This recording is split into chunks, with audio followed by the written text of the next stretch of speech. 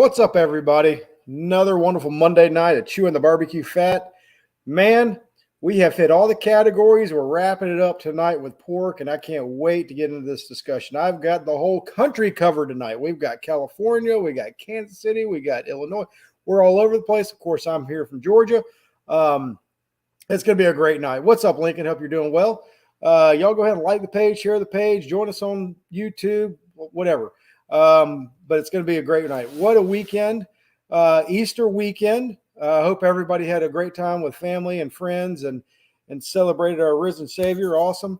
And what a great time. I've had friends go out to Oklahoma at the last minute, go through the bad weather and everything else and come out with wins. And, I shouldn't be laughing, but I was laughing, with Brad last week coming on saying how he was the reserve this, the reserve that, all these different reserves. And sure enough, he got another reserve this weekend out there in Oklahoma. Too cool. He's on fire. My buddy Paul, Rooters and Tutors, had a good cook. And then, of course, Robert and Lex, Smoke Me Silly. Quite possibly one of the hottest teams out in barbecue right now. Had another great cook out there in Oklahoma. Way to go, everybody. I know things are getting heated up. Competitions are going over all over the country right now. It's that time of year. April's here, April, May. It's going to be awesome. What's up, Mike? How you doing? Janet, good to see you. Dennis, great. Thank you. Richard, Hank, King, Jordan, my man. Hope you're doing well. Love those new t-shirts you just came out with. Looking good. So anyway, I've always done my best to see if I can't get the best of the best to come on the show. And I feel like I have done another good job with that. So my job has been complete, and that's bringing on the best guest. And I'm looking forward to what y'all have to ask everybody coming on. So it's going to be a great show. I don't know if anybody knows who's coming on or not, but I'm going to go ahead and bring everybody on. What's up, Dean? Tom, how you doing? Once again, share the page, like the page. Let's get it out there. What's up, man? All the way from Marietta, Ohio. Thank you so much. I love how this show is just getting out there. I'm going to start with bringing on Dave Mara from Meat Candy Q, all the way from near San Diego, California. How you doing, man? Hey, Brian. How you doing? Thanks for having me. Pleasure to be here. Awesome. I'm going to let you introduce yourself in just a second, but let me bring everybody on and we can do it all at one time. My man, Joe Pierce, Slaps Barbecue. How are you? I'm good, Brian. Good to be here, buddy. Man, great. And my buddy Paul from Smokin Ghost, the ghost himself. How are you, bud? I'm doing well. Oh, that's much better. Sounds much better. Great. Thank you all so much for coming on. If you don't mind, if you'll give a quick recap of where you're from, how you've been doing, what you cook on, and then we'll get started from there. Dave, I'll let you get started. You have you got the floor, buddy. All righty. Again, thanks for having me. My name's Dave Mara. I'm with Meat Candy Q. I cook with my partner Jaime Paredes out of here in El Cajon, which is in San Diego County. We've been cooking since about 2013. Kind of got serious about it in around 2017, 2018, more serious about it. And we've really started to see some nice success over the last year. We finished third place in the state overall last year. Right now, this year, we've cooked 7 comps. Oh, no. Cooked 7 comps. Awesome. All right, he's froze up. Let's see if we can't get him. Joe, why don't you go ahead and – oh, there he is. Dave, he's back. All right. Sorry, it said you froze up at 7 comps. What did you have to say after that? That's it. So we had 7 comps. We've won 2, reserved 1. Having a blast. Awesome. And you are in the top 10 in every category and top 10 in the overall, correct? I believe that's right. Yes. Awesome. Well, good. Joe, I know you don't need an introduction, but I'm going to make you do it anyway. Well, my name's Joe Pierce, Slaps Barbecue here in Kansas City. I'm in the restaurants in Kansas City, Kansas. I live in the Missouri side, so it's always a little wish-washy, but okay, we're just going to say a blanket Kansas City. But there you go. But yeah, we've been cooking for too long, 10 years now, and we've done okay. I've had some success here and there. But we've cooked. Oh, I think 5-6 contests this year. We've won one. We've RGC'd one. We finished in the top 10 several times. So, we're starting our year off here in the Midwest. It's finally starting to get a little warm in here, and ready to start cooking, man. Yeah. So I brought that up earlier that you're getting fired up cooking again, and season's rolling. Absolutely. And are you chasing? No, I'm not going to chase. Of course not. Of course not. No, I'm really not. The last 2 years in 2020 and 2021, I started the year thinking, man, I'm going to go out and cook 40 times if I can and try to win team of the year. And we knew we were cooking well. This year, I'm really going to focus on what's good for the restaurant, what's good for my brand. And that's cooking these local ones here in Kansas City and supporting some of the organizations around us. And when it comes to October, there's no way I'm driving to Wyoming, Virginia, Oklahoma. I'm going to stay in Kansas City and cook a couple around the area. But, having said that, if I win a couple and nobody else is doing anything, I might put the hammer down. You know what I mean? But I have no intentions of doing that unless there's an opportunity to towards the end of the year. So I love it. I love it. Brad's so starstruck right now. I bet he is. He's not chasing either, and he's winning. So I'd hate to real quick. We got to tell Freddie Robles happy birthday. Yeah, happy birthday, Fred, buddy. Happy birthday, Fred. And Brad, I hope you're feeling better. Hope that rash cleared up, man. And let me know if you need anything else. Hope it's all good for you, man. Awesome. Paul, how you doing, my man? I'm doing great. Enjoying life right now. Smokin Ghost Barbecue. We're out of Illinois, just north of Peoria in Chillicothe, Illinois. I think we've got 5-6 contests in. We found the acorn in our first contest in your backyard. And we're gonna continue to mine that Georgia area, kind of like Triple H did last year. Right. But seems like we cook when it's warm, we cook warm, and when it's cold, we cook cold. So go to the warm spots. Go out there to San Diego. Dave said it was 78 degrees today, something like that. Yeah, we had snow today, 30 plus degrees, and I was up in Wisconsin outside helping excavate a brewery. So loads of fun. Loads of fun. I bet it was. Yeah, you came down to Georgia, you mopped up, and then I feel like you went somewhere else and won again. You have had quite the start this year. Yeah, I've got to avoid Robert though. He tends to push me out of the way a lot. Robert does that to everybody. All right, so real quick, Paul, you have Smokin Ghost, you have rubs and sauces. Slaps, Joe, you have your rubs and sauces. Dave, do y'all have any rubs and sauces that y'all are selling, that y'all carry or make? We don't. Good. Okay. Just wanted to have a chance to push them if you did. All right. So let's start talking about pork. Pork has been the category with the most discussion around it the past year or so with the new pork rule, whatever, blah, blah, blah. Let's go ahead and get that out of the way and discuss that so we can just move on past the pork rule, because that seems to be the topic of conversation with everybody. So, and everybody has seen Brad's suitcase with meat that he flies to contests with, right?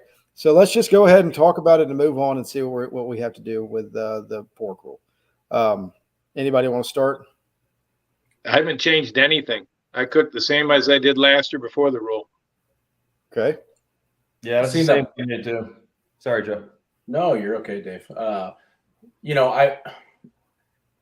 haven't really changed anything yet. Now, have I been tweaking and playing around with cooking just money mussels or pork steaks? Absolutely. I think it's hard just to say you're going to do something and go out to a contest and execute on it. So I had I had a weekend off maybe 2 weeks ago. I loaded up a 30-gallon drum, fired up some pork steaks on it, cooked them. They were phenomenal. And then I cooked them again in Osage, and I didn't turn them in because I was too scared. You know what I mean? So yeah. I know Darren and Luke Darnell went down to Florida earlier in the year, won that contest, and cooked pork steaks and won pork. So I think it's out there. I think I think there's the ability to use the rule to your advantage and figure out how to make something extremely flavorful and awesome. I just haven't figured it out yet. But maybe one day, maybe I'll keep tweaking around with it, but who knows? It doesn't bother me either way, whether you want to cook a whole pork butt or cut them up into steaks or just cook money muscles. I mean, you still got to execute and put good food in the box.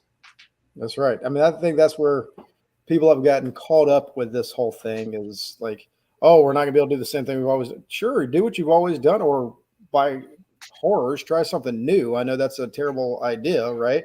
We don't ever want to try anything new. But that seems to be something that's going on right now. And I think it's great. So now that we got that out of the way, we can move on and just talk pork.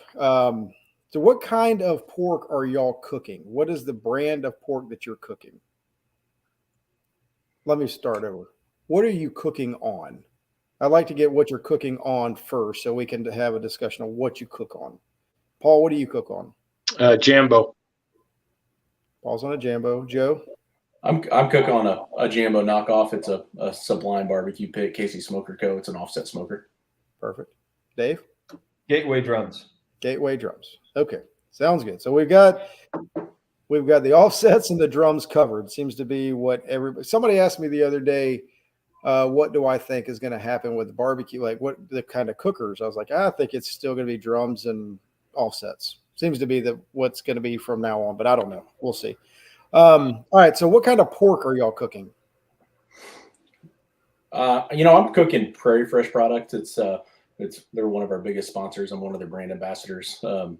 And the reason I'm cooking Prairie Fresh is not only because it's better than all the rest of the pork products out there. I'm just going to go ahead and say that all you Compart guys can eat it, but it's readily available to me at the restaurant. And I'm bringing in the USA Primes to cook at Slaps, and I have access to hundreds and hundreds of ribs every week. So it's really easy for me to go in the cooler and pick out some good product. But yeah, no, I've been. Whether I was sponsored by Prairie Fresh or not, I'd still be using them. I've been using them for years. So there you go. Paul, what are you cooking? Well, I've cooked a couple of products this year. I'm using a local butcher, a local farmer's product, Zare Farm pork. It's a Duroc. In fact, I actually believe he and Jim have exchanged. They've bought some of the DNA or this for the sows and all that, but. I'm using that now, but I've also used West Creek this year to begin the year. So, I've done well with West Creek, and I'm now running just Zare Farms pork. Sounds good. Dave, what do y'all have out there in California? Well, we got it all out here, but we don't cook on anything, fancy. And, we cook on IBPs or Seaborgs. We go to Restaurant Depot and we see what kind of selection they have. And, we've got another place we go to if we like that better. We go pick that up. We've found success pretty much on whatever we use, as long as the pork that we select meets what we're looking for. So on the West Coast, has there been a big push for Compart and all the different like Prairie Fresh, all that, or is it pretty much as much commodity as anything?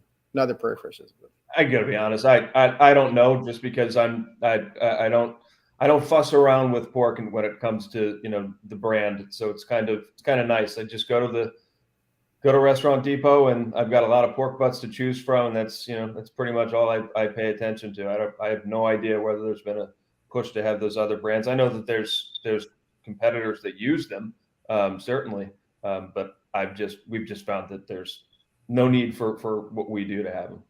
Gotcha. All right. So, Joe, you said you just go in the freezer or the refrigerator and find some good ones. What are you looking for? And I'm asking everybody, but what are you looking for when you go in that freezer when you're trying to find the perfect pork butt?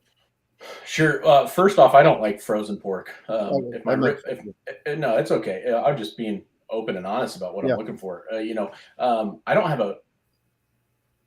I don't really have anything against frozen pork, but if I had to pick between fresh or frozen, I'm going to lean towards fresh. The ribs we get in right now, we put a big deal in on them, so I bought like 70,000 pounds. So all the ribs are coming in frozen. Those I won Rib Team of the Year with frozen ribs, so I guess I shouldn't care, but I do. But as far as the pork goes, I'm looking for fresh product. I don't want anything. When I go to like Walmart, I ask to see the box dates that they have back in the fridge and to see if they have any Seaboard product, Furry Fresh product back there, because sometimes, they're good for 21 days in that packaging. If you start getting one that's closer to that 19, 20, 21 days, it could be a little rank. So I'm looking for freshness, and the big thing I'm looking for is just marbling. I would love to tell you that I get these massive looking money muscles week in and week out, but like I said, we're using the USA Primes from Prairie Fresh, and that's the top 10% of all their product line. And so they implemented kind of a grading system like the USDA did for beef with choice, standard, select, prime, Wagyu, and everything above. Prairie Fresh is doing something very similar with the loin as they process pigs, and they're grading the marbling in those pigs and kind of putting all the really marbled stuff down one line and everything else down another. So basically what it's doing is saving me from having to look through case of pork, and I can just go grab one case of USA Primes and usually find 3 or 4 really, really good ones. But for me, it's all about marbling. And freshness. If I can find something that was slaughtered, within the last couple weeks, I'm usually pretty happy. When they start getting old, I think the flavor starts changing, gets a little gamey. And I think first and foremost, when you're cooking pork, it shouldn't be offensive. And the playing field has really leveled in the pork category over the years, and really every category. But pork was always that category that I think the new cooks spent a lot of time on, because it was a cheap product, and so they got really good at cooking pork, but didn't want to spend $200 on a brisket every week. And so you see this learning curve not quite be there when it comes to the pork category competition barbecue. But yeah, so I think having a superior product to start with, just a ton of marbling and consistent product. I salute Dave from going out and grabbing any pork he can find at a grocery store. If I had to do that, I don't know. I would probably be as good as I am. But I struggle with that process. And so having the same exact process every week of just knowing these are coming in, when they were killed, and how, and all the marbling in them, it really works well for me. So, yeah, good. Dave, how do you, if you're going you're going to Restaurant Depot or the other store, what exactly are you looking for? How do you know which ones you're picking out? Well, I mean, I want to have something that's going to be that's got good fat coverage on the fat cap for the bacon. I'm looking for a good, rich red color if I can get it. I don't want to see much juice in the cryovac. Like Joe, I'm looking for marbling as well. And with the money muscle, it's tough to find. It's tough to tell whether or not it's a really good, sizable money muscle by looking at it. You can kind of guess at it, but you really don't know how far that's going to go back or where it's going to cut off at. But you get a good idea. It used to be, earlier when we first started out, we're always looking for the money muscle. That was the most important thing to get. But I think now, as time's gone on and progressed, we have a lot more criteria, and we feel like we can cook most whatever. If the marbling matches, the color matches, the fat cap matches, and the money muscle looks like it's going to be pretty good, we're going to be able to make that money muscle work for us. We also like to get fresh pork. It's tougher to find at a place like Restaurant Depot. We've got another store that we get our products at, and with that, we can see the box and we can see the kill date. And so that's usually my first choice is to go there to get something, is because I like Joe. I agree that the fresher it is, the better it is, like a clean canvas. So I'd say that's really what we're looking for. But the selection is, what we end up selecting is it's not done haphazardly. And we know we're going up against guys that are, cooking the Prairie Freshes, cooking the comparts. So what we select is super important. Yeah. Awesome. Paul, is there anything you want to add to that, or is it? No, I mean, the reason I switched to the Zaire Farms pork, I mean, it's a high-end Duroc, but the pH in it, the marbling and the colors, West Creek is not known for its high pH It's got large money, got decent tubes, but the color is not as strong, even as a comp part. But you can get them fresh, right? And so I last year and even into this year, I was buying them by the case and going through a case and get 4 or 5 out of the case.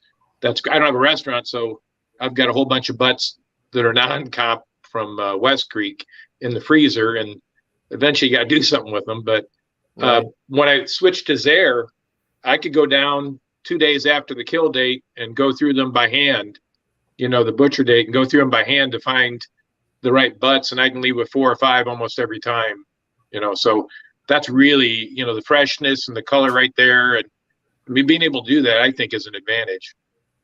Yeah. So speaking of that, you said you get 4 or 5. How many butts do you cook at for per contest? Normally 4. Last weekend in Indianapolis, I cooked the 5th one, and I trimmed them a little smaller than I normally would to make them stay in the same relative area of the smoker. So you're normally cooking 4, possibly 5. Normally, yeah. What happens is when I'll grab 5 and I'm going to take the best 4. I couldn't decide on which one was number 4 and which one was number 5. So I just trimmed one of them down a little bit more and made space for it and cooked 5. Perfect. Joe, how many do you cook? Yeah, no, I usually cook 3. Paul's been at my class. He's seen what I do. I take a really nice looking, beautiful 10-pound pork butt. I trim it as absolutely small as I can. I butterfly them.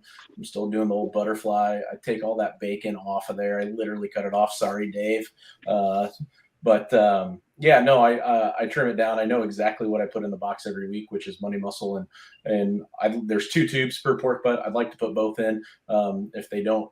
If one of them's not good, I'll just put one or the other and kind of make that decision on the fly. But for the most part, they're always pretty good. But yeah, so 3's the number. With the new pork roll, I've definitely cooked a couple just money muscles in addition to those 3, and run them that way. We went out to Bullhead City, Arizona this year. I think I flew in, borrowed some equipment from Jeff Staney, Joe's Kansas City, and I think I had 8 or 9 money muscles with me, and I just cooked them. I picked out probably the 6 or 7 best once I got out there, and they didn't like pork in Arizona, but I hear that. How was that? Yeah. For the most part, that was a fun experience to do. I still got tubes and money muscle out of those kind of this what they call the CT putt, the pork collar kind of trim, and it worked well. But I think I've been playing around with pork a little too much this year. So this last week I went back to just kind of my standard pork recipe. I didn't do anything extra and injected the way I normally do. I didn't tweak anything, and my pork average went right back up to where it was last year, mid 170s, and got a decent pork haul in 6 with the 175. So, when you're really trying to win a contest, getting from a 170 to a 171 to a 173 or 175 is really what it's all about, and kind of tweaking just a little bit stuff here and there. And so hopefully the rest of the year I can dial in pork and have some success, man. That's the goal. That's right. That's what it's all about. Dave, how many? I'm assuming you're cooking 4 on the drums. No, we cooked 3. We used to cook 4. Like the airflow better with 3, and it just honestly just makes the turning it in a lot easier. The one extra one, not having to deal with that, one less money muscle. So 3's the number for us. Speeds up the processing time for sure. Yeah. So on a drum, for those, since you're cooking on a drum, do you use a diffuser? Do you use a water pan? A half Water pan? pan. You say you're putting a half pan in?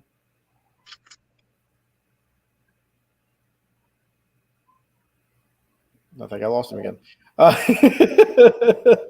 with you, Joe. It's the same thing. I'm losing you guys. That's how I see it.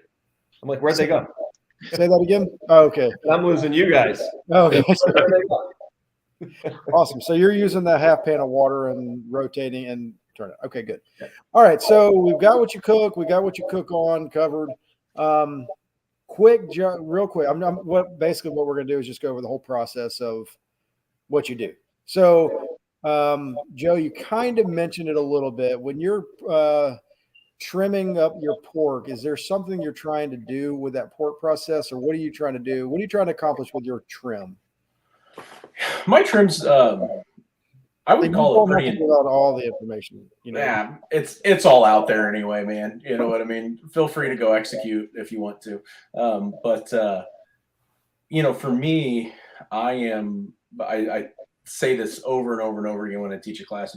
I'm just trying to repeat an executable process, right? Something that I can redo every single time, every single week. And so my pork process is probably the most tedious when it comes to trimming. And it's because I'm trying to get the exact same pieces every single time, every single weight at the same weight at the same size. So they cook the same, so they all finish the same. So I don't have to think about it, right? I make really bad decisions when I screw something up. You know what I mean? Next thing you know, there's maple syrup and Blues Hog and slap sauce just everywhere in the trailer and trying to fix something. And so if I can recreate the same thing every week, and for me, it starts with just kind of shaping the money muscle the way I want it to be. And I don't care if they're short and stubby ones. I don't care if they're big, long ones. I don't care if they're really thick and round. And if they're small, like the goal for me is just to get 3 the same size. So if the first one I trim is a little smaller, I'm going to look for 3 or 4 more butts that are smaller to start trimming. If the first one I find is just huge and massive, I'm probably going to set it aside and save it for the American Royal, you know, for a bigger contest. But for the most part, I just try to match up money muscles to the same. And from there, it's really just, you know, parting that pork butt out. I debone it. I kind of expose one of the tubes so I can inject it and just pump it full of injection and get it to a spot where it's going to cook the exact same way every single time. So awesome. Paul, what about you? So, you know, if you've ever seen the Tim Shear trim video, it's probably several years old, where he just trims the butt back from the money muscle back.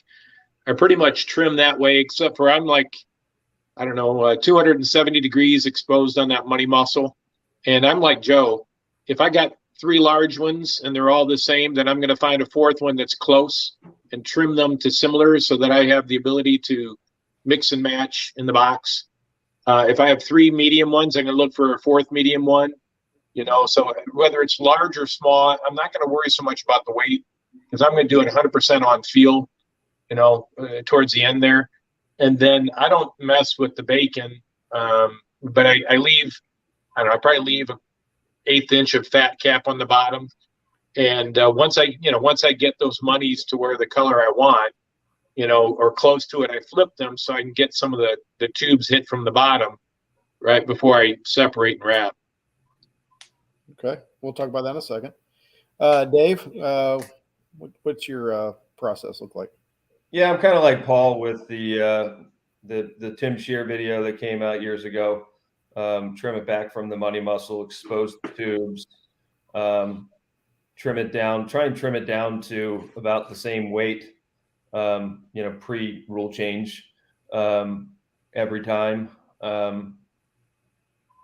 And, you know, trying to make sure that hopefully the money muscles are going to be the same size, and you know, just try and shape them up a little bit. But, you know, that's really it. I don't spend a whole lot of time trimming out pork. Gotcha. Do y'all all inject? Yeah. Okay, good. All right. Pretty sure you did.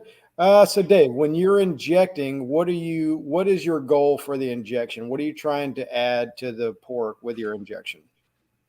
Well, I want to add, hopefully we're going to add, you know, a little bit of some sweetness to it, and also, you know, make it a little bit more tender. But we're really just trying to hit the areas that we're likely going to choose from. And that's going to be the bacon, that's going to be the tubes, and of course the money muscle. So we're just really focusing on those 3 areas that we're going to turn in, and then, you know, at the end turn in the, you know, the best stuff that we have. But we're really trying to blitz those with the injection to hopefully give it a little bit of sweetness. Sweetness. Okay. Paul, what are you hoping to accomplish with your injection? Pretty much the same thing. I'm not looking for the bacon. I use the bacon as an indicator as to whether I've screwed up or not. If the bacon's really good, I probably have undercooked the tubes, you know, and I may want it, but my injection is really hitting the tubes pretty hard and then hitting that money pretty hard. And this last year I tweaked just a little bit with my injection to add a little more pork. There's pork flavor, not sweet, not just a little more pork flavor. And when I did our test cook this year, one of our certified judges dinged me. It tasted a little porky. I'm like, well, thank you. How dare you? Yeah, I was pleased with the feedback. That's what I was trying to do. Right, exactly. Joe, what about you? Man, I cook a lot of pork at the restaurant, and to me, pork has just gotten a little bland. And that's probably just my personal palate, just getting a little tired of tasting pork butt week in and week out. When you've cooked 260 something contests in 7-8 years, it starts all tasting the same. And so for me, I'm really pork's a pretty bland meat. When they first started cooking pork, it was really just they salted it and sent it on its way, slow cooked it, and it was really awesome. And so I'm trying to pack as much flavor as I possibly can into that pork butt. So I use a really heavy powdered injection mixed with water, and so I'm just pumping that thing full of flavor and moisture. I'm adding phosphates to it as well, and not that a well marbled pork butt needs a lot of moisture, but it's all about texture, and it's about creating a window of air. If you're undercooked it, your texture can still be good. If you overcook it, your texture can still be good, and that's what phosphates do. They just give you kind of a window of miss, and if I can, I'm with these guys, I kind of hit the spots that I want: tubes, money muscle, but I will. Where brisket, I kind of determine, how much injection to do on per brisket. Pork, I know exactly how much I'm going to put in each pork butt that I do, and I'm just going to pump it full until it squirts out everywhere and makes a mess in my trailer. So you're hitting that pork butt hard. Oh, as hard as I can go. Yep. Okay. Yep. And then you're trying. Is there a certain flavor? Not flavor, but is there a certain profile that you're trying to hit with your injection, or just overall flavor? Just overall.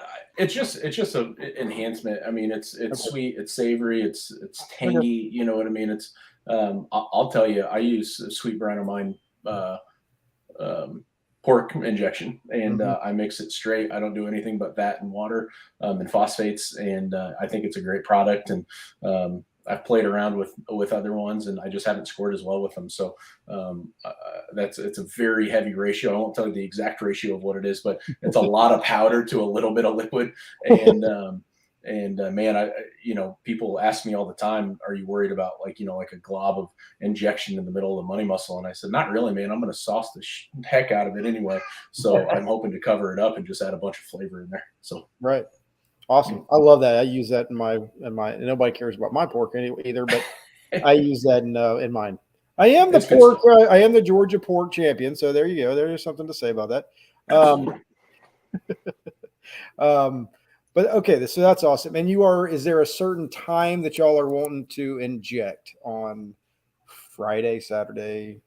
I'm assuming. Right. Yeah. Friday afternoon. Okay.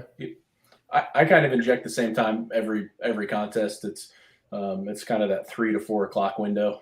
I always start with ribs, then I go pork, and then I do brisket, and then I put chicken in the brine. So it's that same process. It might be 3 o'clock one contest because Cook's meeting is at 4. It might be 4:30 because Cook's meeting's at 5 or 6 o'clock. So it's kind of that window of as long as I get it done early afternoon, I'm usually pretty happy about it. Okay, Dave. Yeah, I'm at in the afternoon. Start at 4 o'clock. Start with brisket, then go to pork butt. Pretty much the same time every comp. Perfect. That's awesome. I love that. What everybody I talk to, I'm like, if you ever watch the show, which we have the best of the best, every one of them says, "Be consistent. Be consistent. Be consistent." Seems to be the key here. All right. So what? All right. So the next thing we'll talk about is the rubbing process. What are you trying to accomplish with your rubs? And then when do you rub? Do you rub right after injecting? Do you wait till the next day? Do you do a little bit of both? And you don't have to tell me what you're doing. You don't tell what you're doing. Just what are you trying to accomplish with the rubs on on the pork?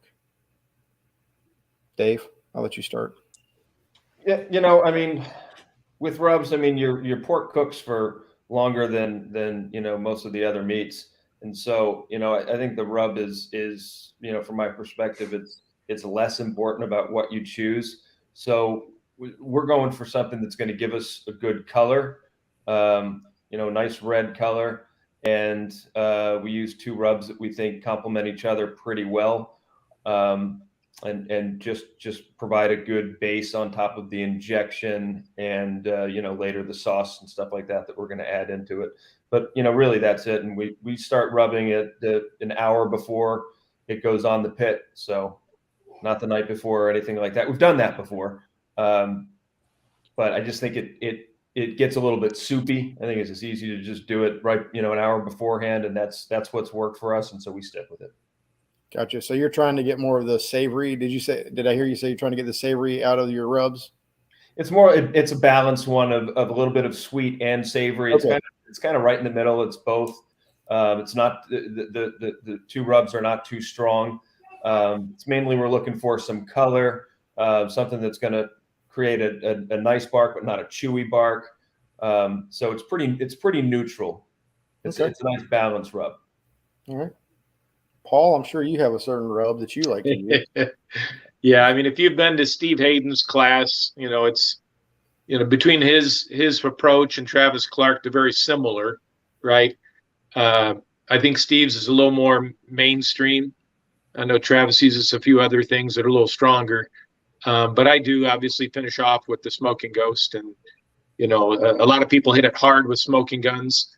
I know it's kind of everybody's staple. I've kind of slowly moved to Smokin Ghost in replace of the smoking guns. Okay. So what else are you trying to? Is that what you're trying? Are you trying to get any heat out of the rubs? Are you trying to get? Yeah, I've been pushing more and more heat into. I start with the balanced approach, which what Steve Hayden's class used to talk. Probably still does teach. It's been a few years, but I've been pushing a little more heat on the end because, as Dave pointed out, it's going to cook a while, so you think you're loading up with heat, but by the time, you're wrapping and all that, it ain't going to be that hot. You just want to be careful not to over caramelize that. If it's too sugary, you just got to be careful what you're doing there. Otherwise you get that bark you can't cut through. Gotcha. And then Joe, of course you have some. Yeah, no, I use maybe the best rub ever created in the whole entire world. Slaps Barbecue Perfect Blend. You can find it. You can get both of these rubs at both of these 2 rubs at Atlanta Barbecue Store. Yeah. Hey, I was gonna plug it for you whether you were going to or not. But no, I rub early right after I inject. I don't know what Paul's cooking process is. I know what a cooking process for pork is on a can. I probably cook faster pork than anybody in the country.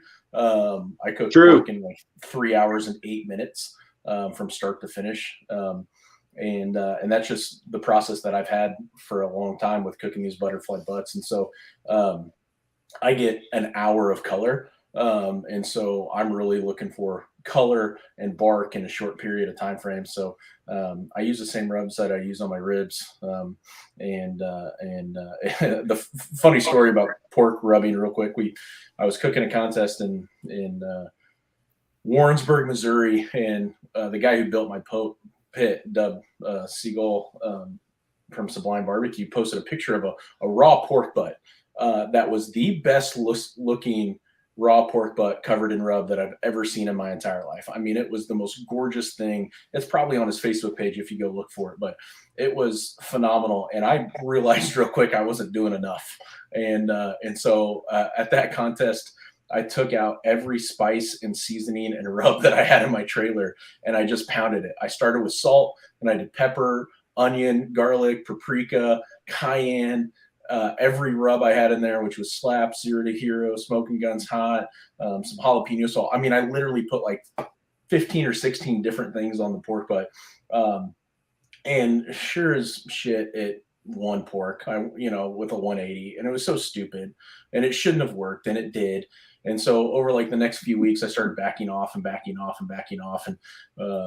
it just settled down with just 2 rubs. And so but that's kind of how I got to where I am, and creating enough bark. I don't taste a lot of the bark when I go to taste the pork because we do so much injection and sauce and au jus over the top of the money mussels and the tubes and the chunks. So it's really there just for color. But so yeah, it's all about just trying to find the right balance of something that's not going to burn when it's pressed up against a piece of foil when you wrap it, and something that's not just going to wash off when you pounce it with maple syrup and rib glaze and everything else we put in the mops. Right. So so you hit it. So do you hit it hard? Are you going with a heavy coat of rub all over? I would call it extremely heavy.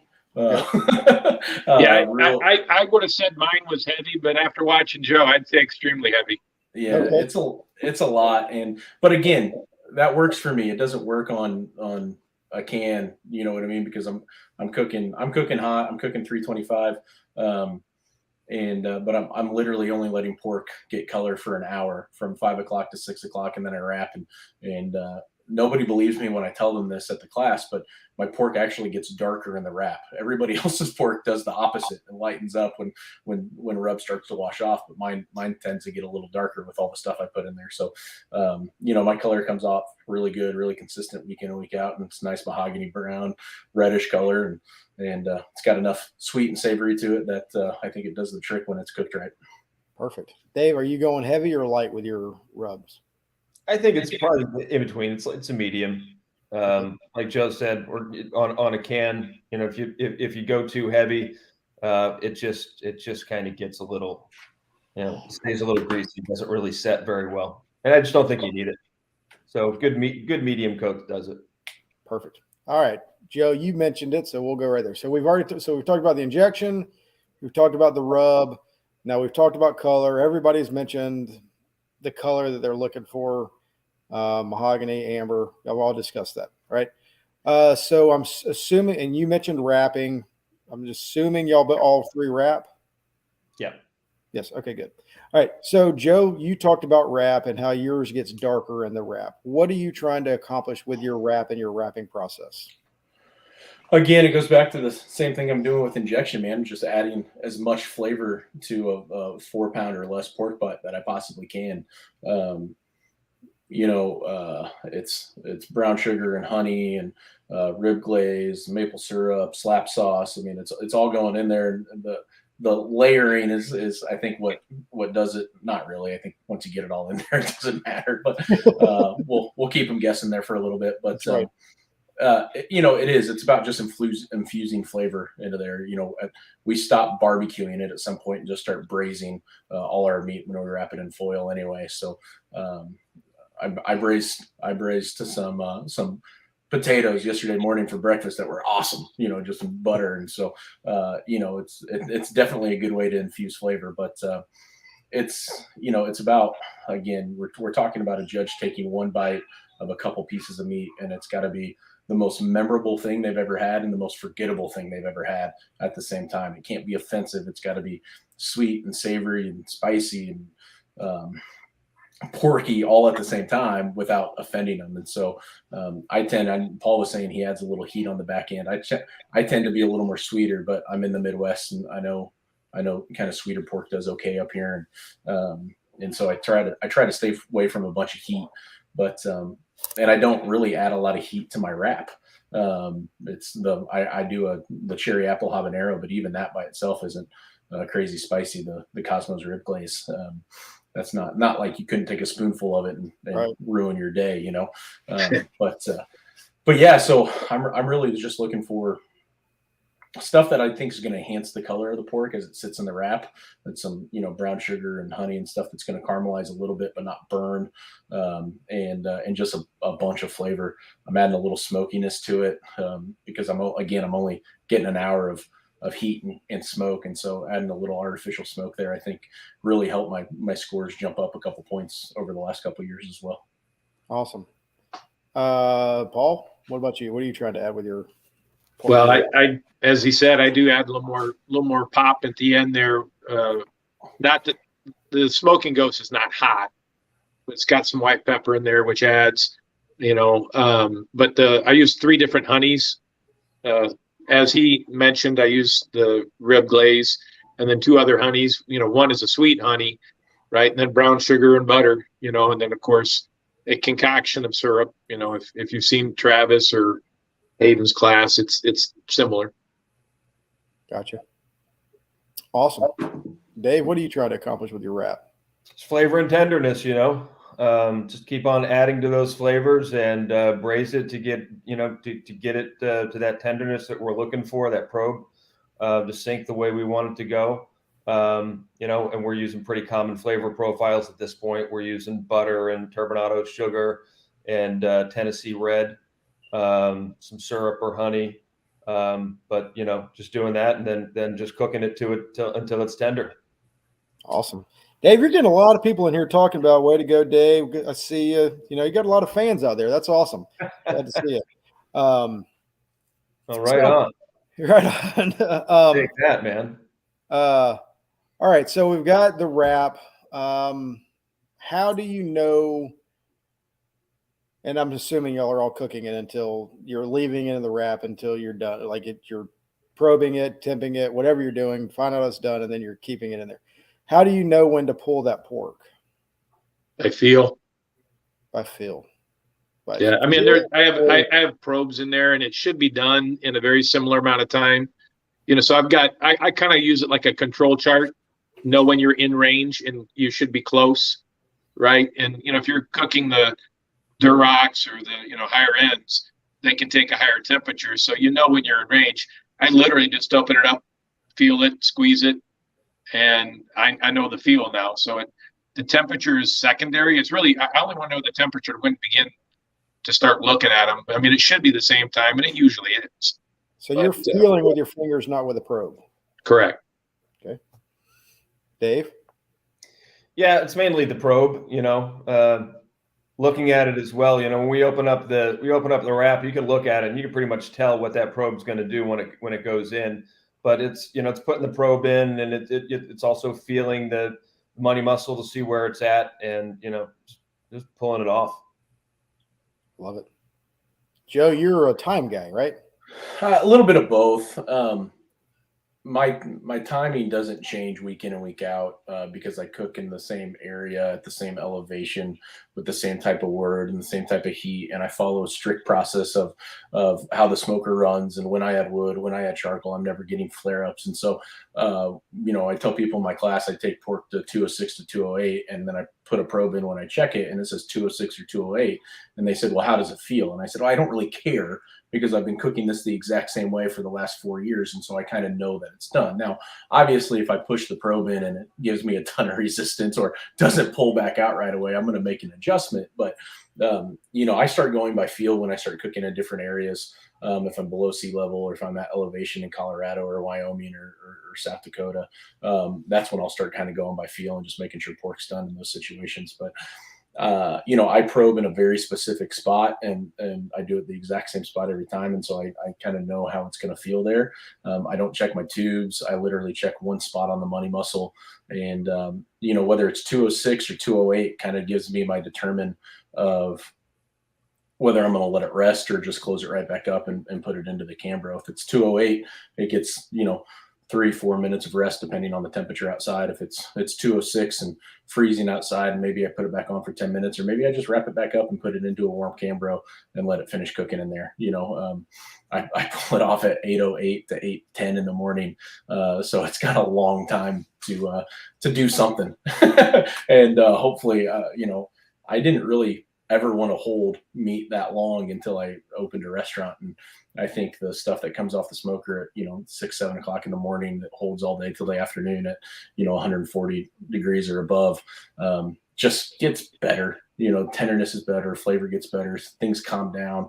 And so I think letting pork and brisket, specifically for me, it's part of my cooking process, rest for, you know, solid 2 hours, really is one of the reasons why I'm so consistent in those categories. Okay, so that brings us, did I ask everybody that question? Yep. All right, so that brings us to the resting process, the holding process, whatever you want to call it. How are you holding your pork when it's done? Are you going straight to the box? Joe, you just said you're not. So what is your plan, your goal for once it's done and holding it? I know, Joe, you just said you wanted to be done at 8:08 or 8:10. So you, Yeah, I want it to rest, right? I want the cooking process to stop, but I want it to hold kind of above 140 degrees. And so, a lot of people use 2 or 3 Cambros, or a really tall Cambro, like a 6-pan Cambro. I use a 4-pan Cambro that I've had for a really long time. One of the latches is missing off of it, so I know exactly what it's going to do week in and week out. And then after pork comes off at 808. Or around there, the brisket point is going to come off somewhere between 8:45 and 9 o'clock. And so then that's going to go in the Cambro and keep it even warmer. And then the brisket's eventually going to come off and they go in the Cambro. So it's kind of this tiered process of adding heat back to the pork while it's in the Cambro. And it's not a process for everybody. You know what I mean? It's just how I like to cook. And at this point, after I've done the exact same pork recipe for the last 4 years. It's done pretty well for me in the same process. When I mess that process up is when I tend not to score well. But if I hit my marks and I do what I'm supposed to do, I tend to get the tenderness that I'm looking for in pork. Awesome. Dave, what about you? What's your holding process? We usually finish up around between 10:30 and sometimes 11:30, but usually between 10:30 and 11 o'clock. And if it comes off a little bit hotter, we'll vent it for maybe 5 minutes, maybe 10 minutes, but not that long. Otherwise, if it's a little bit on the tighter end of the spectrum, probably just get the steam off of it, wrap it back up, and put it in a Cambro. Let it rest in there for usually get it to rest for an hour and a half, 2 hours before we start playing with it. Perfect. Paul? Yeah, mine's coming off just a few minutes after 10 a.m., the Moneys. And there can be variation. And we had a snowstorm, and Luke was knocking on the door the other day in Indianapolis. So it's a few minutes later, and it didn't hurt me none. But the butts, though, the rest of the butts, I really care about the tubes. I'll rearrange them and redirect them. And I'll let them sit in the cooker till about 11:30, and I'll throw a probe in there more as an alarm, to not let them get crazy hot. But the butts come off later, and to a degree, I almost don't care, as long as the butt itself in the area that I probe don't hit too high a temperature, because then back to where the you can overcook a tube just like you can overcook anything else. Gotcha. So I didn't bring that question up earlier. Paul, you're talking about separating the money muscles from the rest of the butt. Do y'all separate? No. I don't. Yeah, I don't. Man, that's a lot of work. You got to wrap 2 things and focus on a couple different. Listen. It's just not been part of my process. If I needed to do something different, I probably wouldn't be afraid to try it. But that process that I have where pork's coming off early and then I'm adding a hot brisket and a hot point to my Cambro and kind of letting it stay warm and come down gradually. It finishes cooking those tubes for me. It finishes getting that money muscle soft the way I want it. And so that's just the process for me. I make fun of my buddy Greg Hasty with Tebow Creek all the time. That guy is in and out of his smoker more than I see anybody else. And he's cutting off money muscles and putting stuff back on and cooking big butts. And I'm like, man, you can simplify this by just cooking a smaller product to start with and figuring it out, not having 10 different things to do. And I'm a one-man show out there 90% of the time.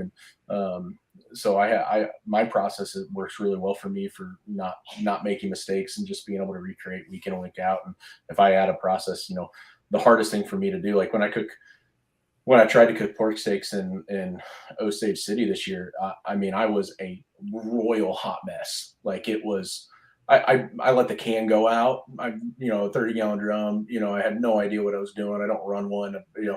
At the Jack when I set my wings, I set the wings, the sauce on a can. I was right next to Brad Leiniger, and I had one of his general managers running the can for me because I had no clue what I was doing. I was like, "Hey man, get this thing started for me. Let me know how to do it." And, when I start adding stuff like that to my process, that's when I start making mistakes. And so I just try to keep it simple and recreate the exact same flavors and tenderness week in, week out. All right. So here's the question that everybody wants to know. Pork is done. It's in the Cambro. It's 1 o'clock, whatever. Ribs have been turned in, or 12:30. What does your process look like? Turn-in time.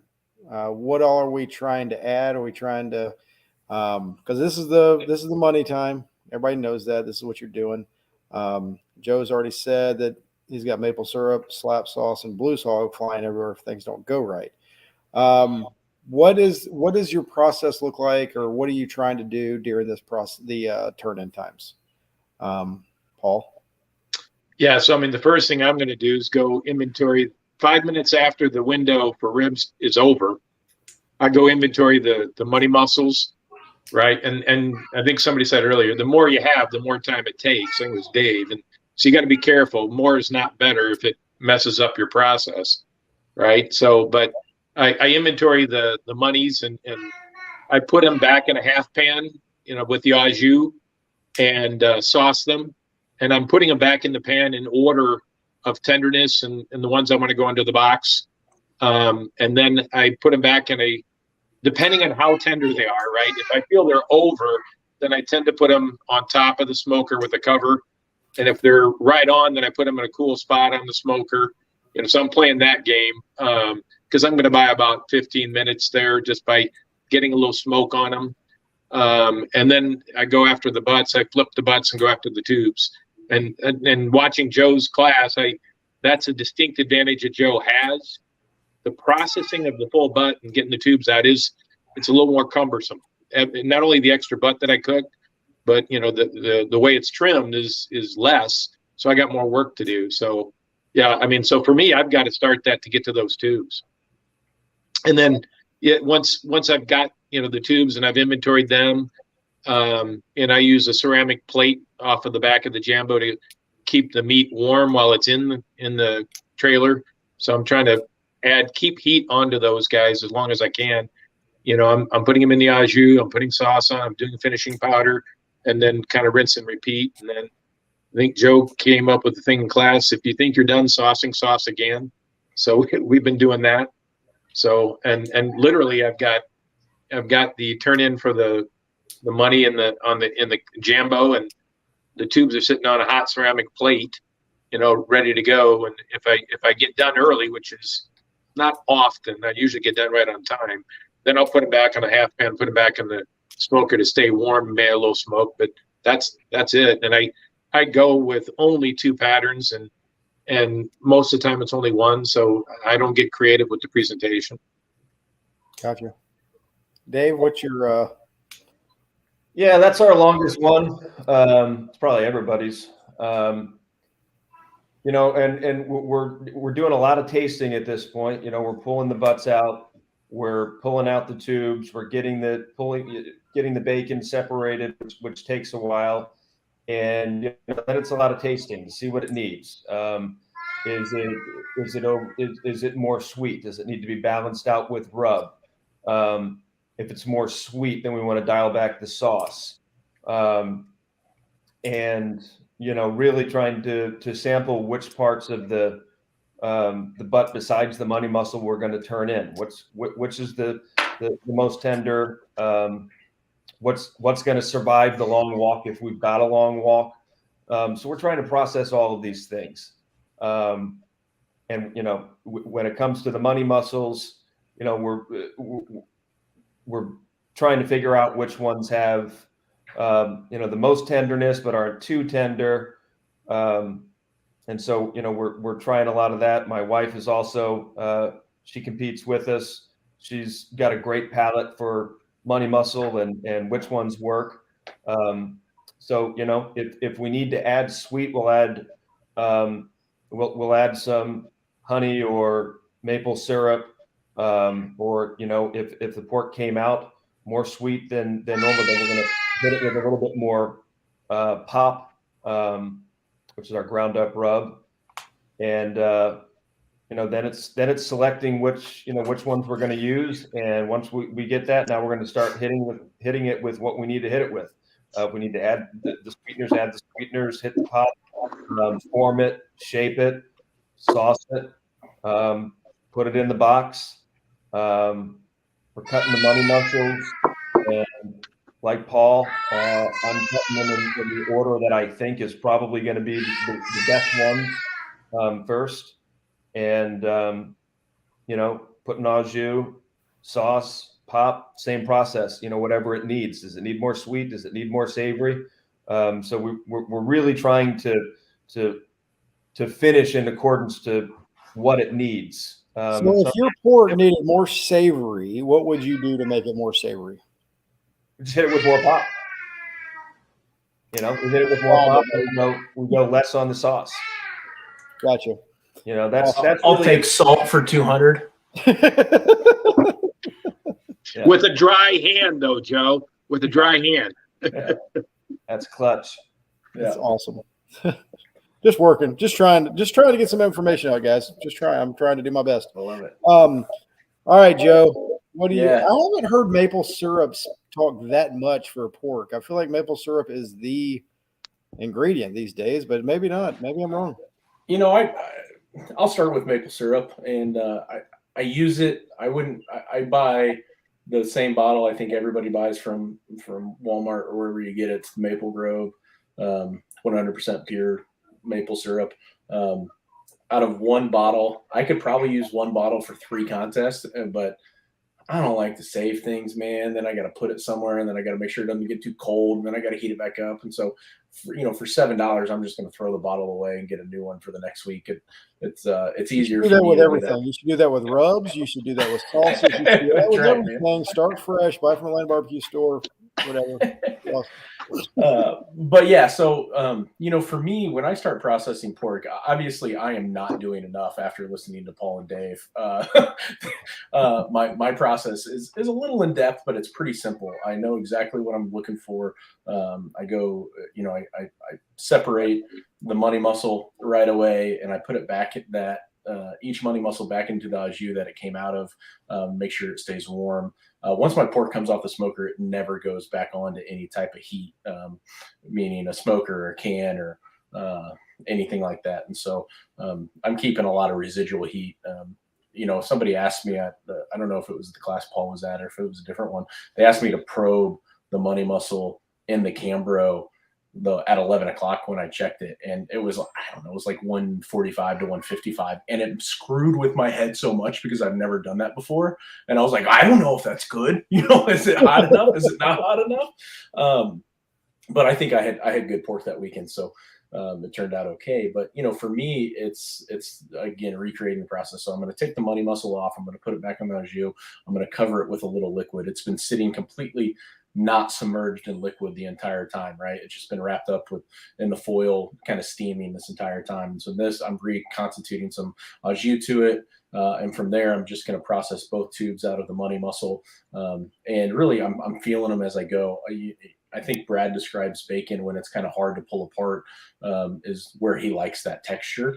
I don't know if he's still doing that. No, I can't even remember if I heard that from just cooking next to him a billion times, or if I watched it on the barbecue league or something like that. But, I kind of feel one of those tubes is the same way when it's just a little tough to kind of pull apart, with a little resistance is the kind of the texture I want for the pulled.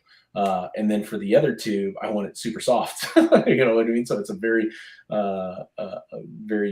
contrast between the two pieces. One's soft, one's got a little texture to it. And it's actually a pretty hard process to get right. And but I'm looking for that. When I start finishing, this is going to sound weird, but I hardly ever taste the pork until after I turn it in, because of how long I've been running this recipe and knowing it. If I will taste it if I think it cuts dry or if I don't think it has enough moisture in it, and I can usually tell that by the way it's cutting, the way I'm feeling it. But for the most part, when I start slicing a money muscle, if I see some moisture start escaping out as soon as that knife hits and makes its first cut, I know I'm pretty moist and I don't need to worry about my moisture at all. And it's very rare that I have a pork butt that just tastes horrible. So for me, it's about just making sure that the tenderness is right. I add maple syrup, some slap sauce, some finishing powder. Everybody else grinds their powder up. I don't grind my powder up. I leave it whole. I like to see where the granules go, make sure I don't get one money muscle that's got a real concentration of too much powder on it. And so I like to leave my rubs whole when I go to finish with some finishing rub, and like to see where it goes. And then I'm going to come back at the very end and just put a little smoky slap sauce on it, which is not out on the market yet, but it should be sometime this year. And it's in my trailer. Yeah, and Paul knows how to make it. He took the class. He paid the money to learn that. But as soon as it's available, we'll have it at Atlanta Barbecue Store. Absolutely, it's it's a real complicated recipe. I'll tell you that much. It's liquid smoke and slaps barbecue sauce. But getting the ratio right on a 500-gallon batch is the hard part, right? And making sure it's not too smoky, or there's different smokes you can use: Tarsol, liquid smoke. There's all different kinds of stuff that goes in there. So getting it right is what I'm trying to do at this point. But yeah, and it's all about, I kind of went back to in 2020 when we made our run. These judges that were coming out of COVID were judges that maybe don't necessarily get picked every week because, there were so many new judges. And so I felt like the judging in 2020 and 2021 kind of went a little old school, a little backyardy. Backyard is not a term that I use as a derogatory term at all towards these judges. It just went a little more traditional, where they want to see something that's soft and moist and smoky. You know what I mean? Yeah. And so I started adding a little smoke flavor at the end of each meat when I'm boxing, just to make sure they know, like, oh, there it is, just a little bit. Cans don't need to do that a whole lot because they got so much char and smoke on them. And unless you're running green mesquite wort, you're not going to get a ton of smoke flavor on an offset, especially a Jambo style cooker. So yeah, just adding a little smoke flavor. That's the last thing I do before I close the lid on the box, is just have a little smoky slap sauce that I hit the top of all the meat with, and then close the lid and turn it into the judges. That's awesome. If y'all had one rub that you would want to use for a finishing or anything, what would be the number one rub you would want to use for finishing? I'm going to sound like Joe. It's going to be Smoking Ghost. Well, why is that? Why is that, Paul? Well, I mean, seriously though, it's an all-purpose rub. And I do put it in a thumb grinder, right, to manage distribution. I'm not as careful, and I'm even on brisket. I've been working on that this year. My scores go with my hand, I guess is the way I would say it. But yeah, it's just a really well balanced rub. It's got a little pop, but it's got a little sweet to it, and that's all I'm looking for at the end. There is make sure we got balance on the meat. We actually sell those thumb grinders now. Atlanta Barbecue Store. Sorry.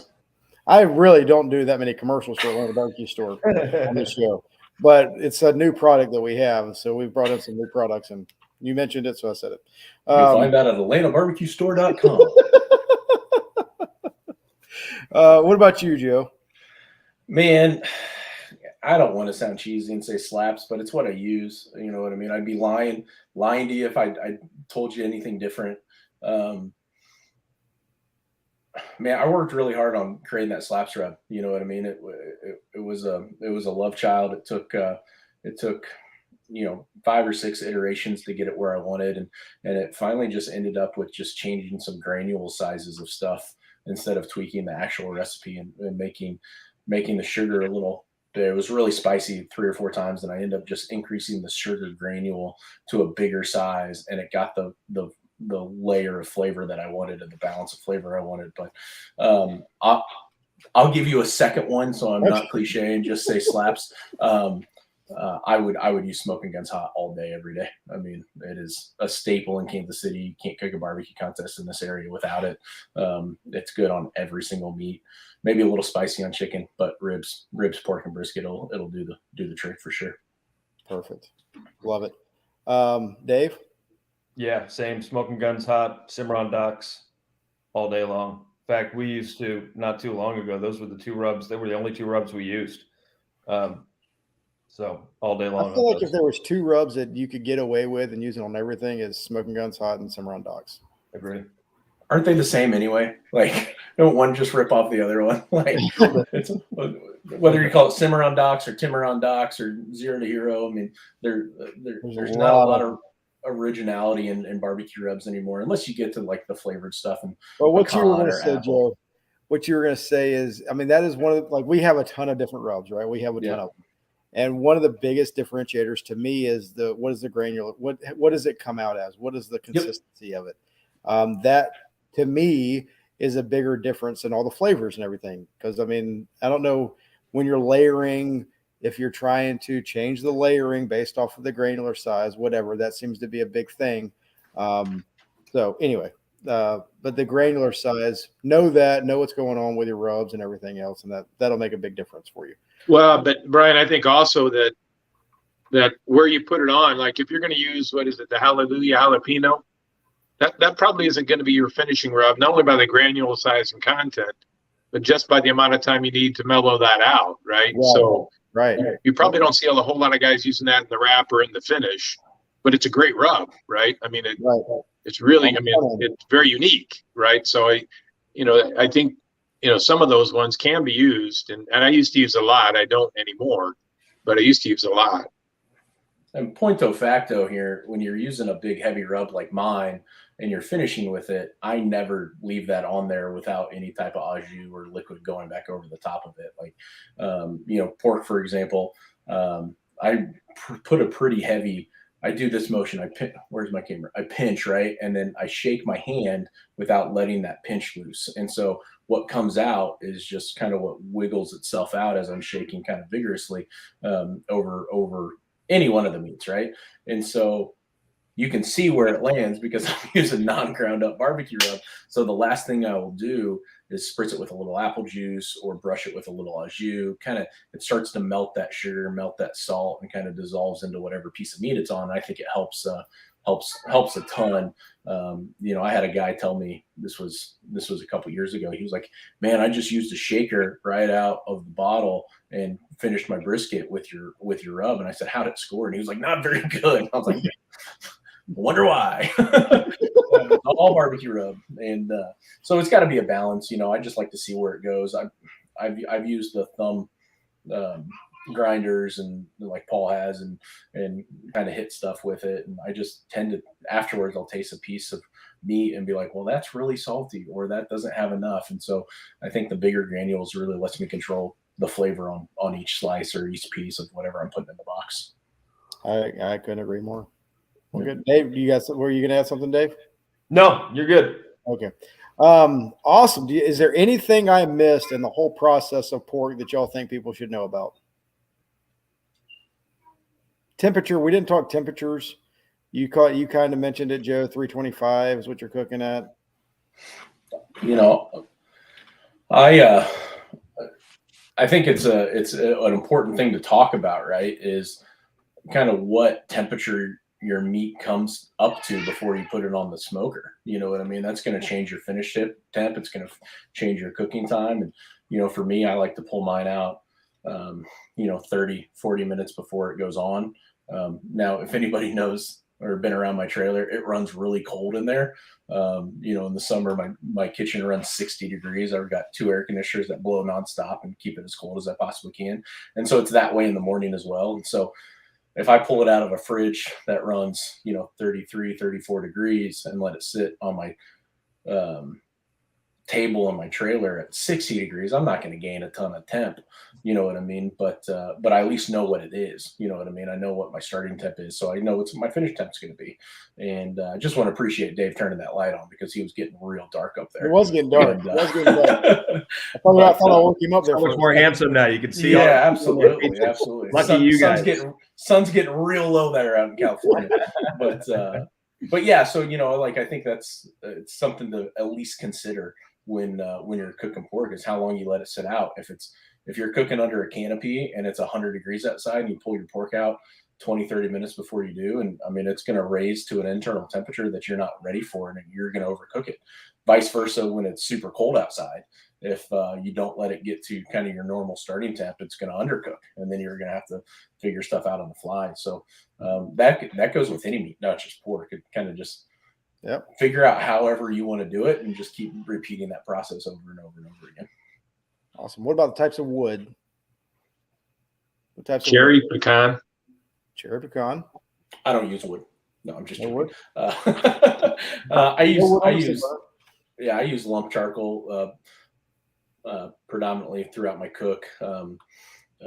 I use a total of like 8 to 10 splits per cook on an offset, and the 4 or 5 of them really is when I start brisket, and then I add 1 split every time I add a meat like pork and ribs, and it's just to do a little color and a little flavor. But for me, cooking by myself, running lump charcoal, hardwood charcoal is kind of the way to go. Perfect. Dave, you add any chunks to the? Yeah, adding hickory. Adding hickory. Awesome. I didn't say what I use. I use pecan. I'm sorry. Okay. I was like, hey, he's keeping it to himself. That's all. It's all good. I didn't mean to. Yeah. I like it. You didn't say if it was barkless or not. That's probably a big factor. It's a huge factor. Listen, I'll tell you guys, barkless pecan from Bond Cooking Products. I use about one box per every 2 contests. There you go. It's out there. There you go, guys. I mean, you're just getting secrets all over the place here tonight. I love it. Nothing better. It's wood, man. Like if people haven't figured out that you should use Smokin Guns Hot, Zero to Hero, Blues Hog, Smokin Ghost, the same 7 products that everybody else has in their trailer. I'm not telling them anything they don't know. Cosmos, apple cherry habanero rib glaze. These aren't secrets. The secrets is my brisket mop that I'll never tell. Ooh, never tell. Well, this isn't a brisket show. This isn't the brisket show. I know. That's so why you don't have to worry about that. You don't have to worry. But that's why I watch Joe's brisket scores so intently. You can figure out what I'm trying to do with his scores, right? Yeah. So when he told me hit a bad table, I'm like, oh, thank God. Such a horrible table last week. I don't want to talk about it. I don't want to talk about it. Brad makes fun of me.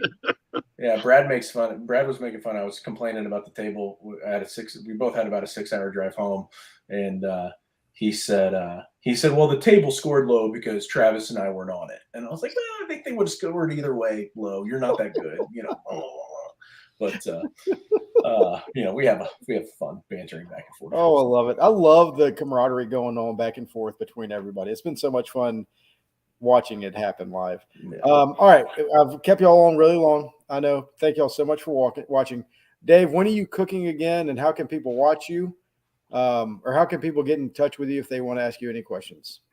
Awesome. Yeah, we're cooking in Lodi next weekend, not this weekend, the next weekend.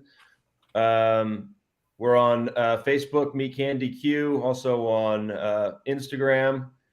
I'm going to give a quick shout out to our sponsor, Royal Oak.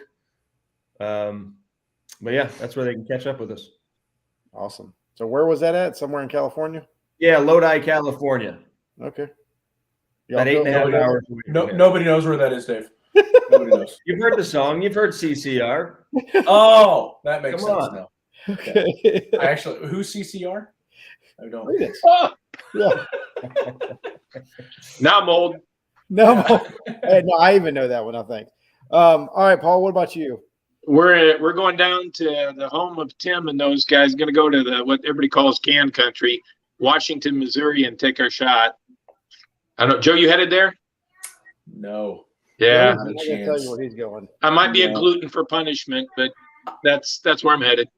Yeah, I signed up for the 17 contest around the Missouri area this weekend. There's Sugar Creek, there's Springfield, there's Enid, Oklahoma, there's South Haven, there's Washington Mill. I'll be at one of them. I'm going to Sugar Creek. It's 20 minutes from my house. Hard to pass that up. It's a good local contest. They do a good job. They raised their prize purse this year. It's a tough, when we get to this time of year, a lot of people go back to the same contest that they've won or scored well at. And, I've scored well in in Washington. I've scored well in Springfield. I've scored well in Enid. I've scored well in Sugar Creek. And so really it's just about how close can I stay to home. And so 20 minutes is not bad. So I'm going to stay home and cook one close this week. I don't think I blame you. Yeah. Well, good. So how can people get in touch with you, Paul? I'm Smokin Ghost BBQ on Facebook. We're Smokin Ghost BBQ on Instagram. And we've moved into the 18-year-old category. We're Smokin Ghost BBQ on TikTok. Yes. Yeah, we're hitting that hard. I love TikTok. I figure if Darren can do it, I can do that. But and then our sponsors are Raber Packing Company, which is where I get the Zare pork. And then we are a Jealous Devil team, and kind of like Joe, I've moved more to the charcoal, the lump charcoal. I used to be probably 80% stick, and I might be 50% stick now, but it's really, and I agree, coming out of that class, it's really helped me to focus on the cook more. Awesome. And for me, slapsbarbecue.com, Slaps Barbecue on Facebook and Instagram. I think there's even a Twitter out there. My social media guy handles it, but we're not on the TikTok. You're behind times. I don't do any of the dances. I just watch my TikTok's full of, hot chicks and golf swings. Like that's all it is. And it's pretty embarrassing, honestly. I'm like a 14-year-old girl watching TikTok all day. But yeah, no. So you can get our products almost anywhere. I know Atlanta Barbecue Store has them. You can get them online there, and you can get them online anywhere from the Kansas City stores, and they're in several retailers across the country. But a lot of people use them. People like them. I will say this: buy his product. If you don't get it from us, that's fine. Get his products, use them. Ours are the best, but other than that, get them anywhere. You definitely sell a bunch fast, and so you guys always get fresh product. That's true. Yeah, Ellen does a great job. I actually just got an order in today. There you go. But I thank y'all so much for talking pork. Thank you everybody for watching. I do feel like we got a lot of new people in because of you, Dave. Thanks you so much for bringing our viewers in for the California side, the West Coast side. That's awesome, man. We do this every Monday night. We talk barbecue and we just chew the barbecue fat. So, Joe, you've been on quite a few times. Paul and Dave, this is y'all's first time. Thank you so much for coming on. I've been on twice. Twice. Well, thanks so much, Brian. It's been I a ton of count fun, and nice meeting you guys. Nice meeting you too, Dave. Great to meet you, Dave. Thanks, Brian. Good meeting you, Paul. Y'all can stay on for just a second. Y'all all have a great night. We will see you next week on Chewin the BBQ Fat. It's going to be a great week. See you soon. Twice. Awesome.